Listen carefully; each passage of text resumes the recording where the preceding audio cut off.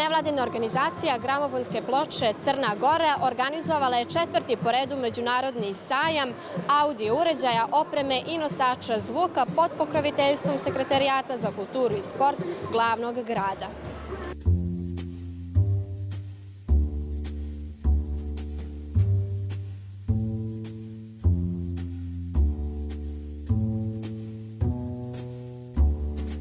Poštovani organizatori sajma, cijenjeni izlagači, dame i gospodo.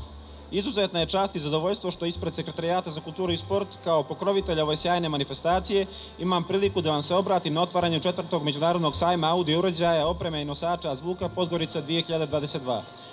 Ovo je prilika da izrazimo zahvalnost i poštovanje za velike iskorake koje je organizator sajma MVO gramofonske ploče Crna Gora Montenegro Records načinio prethodnih godina u cilju profilisanja sajma u manifestaciju međunarodnog karaktera, čemu svjedoči i sjajan odziv ovogodišnjih izlagača, među kojim su i predstavnici gotovo svih zemalja našeg okruženja.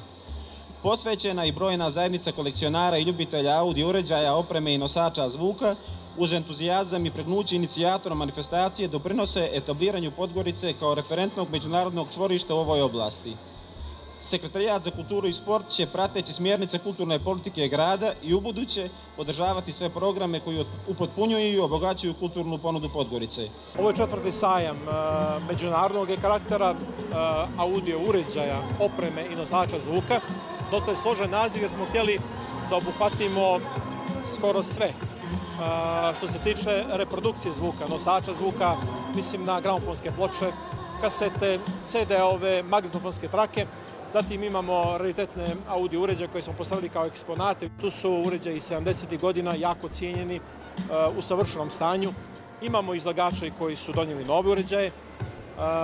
Velika je ponuda gramofonskih ploča jer je tu dobar odziv kolekcionara koji su raspoloženi i da razmenjuju i da prodaju i da učine zadovoljstvo tako što će neki svoj poseban primjerak donijeti i izložiti.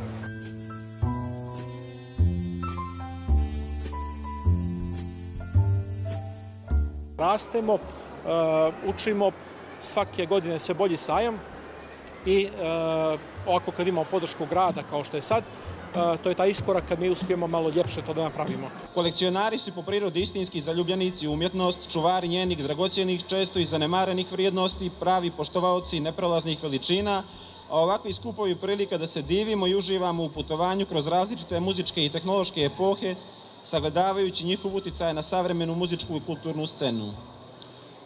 Izuzetno raduje što će na sajmu uz brojne prateće sadržaje biti ozvaničena saradnja i potpisan ugovor o izdavanju prve crnogorske gramofonske ploče naslovljene Dobro jutro Crna Goro, velikana crnogorske muzike Miodraga Boleta Boškovića.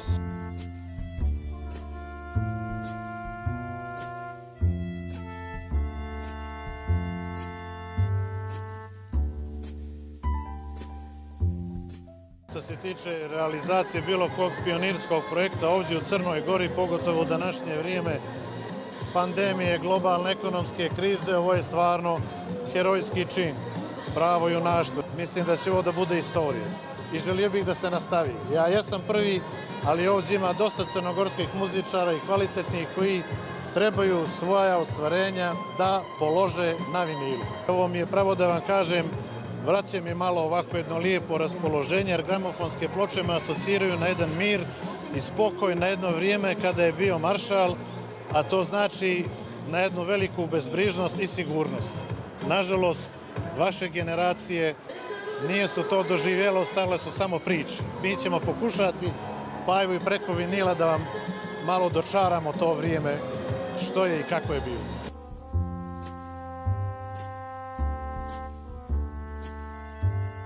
Najviše ih zanima domaća XU, rock scena, pa licencne ove strane, pa malo, ali najviše domaće, definitivno. Mogu vam reći da sam pozitivno iznenađen.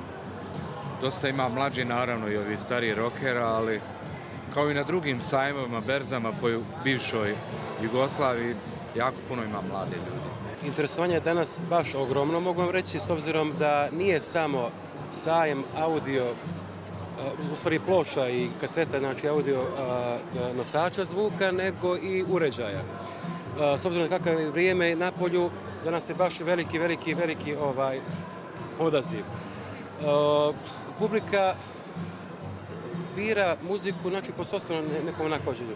Uglavnom, znači to se svodi na domaći pop rock strani, house muzika i tako, znači uglavnom to je taj neki odabir. Generacije su odrastale na pločama, sa razvojem tehnologije to malo, da kažem, stagniralo, pojavili su se digitalni nosači, pojavio se memorija, flash, YouTube, razne digitalne platforme, ali valjda su ljudi zasitili te ogromne baze podataka i onda su poželjeli da imaju album u ruci, da vide ploču, da otvore, da pogledaju spisak pjesama, da stave ploču. Taj neki ritual korišćenja gramofona se vratio, da kažem, i to nije moda, nego rekao bih da je to sve više u našim domima realnost.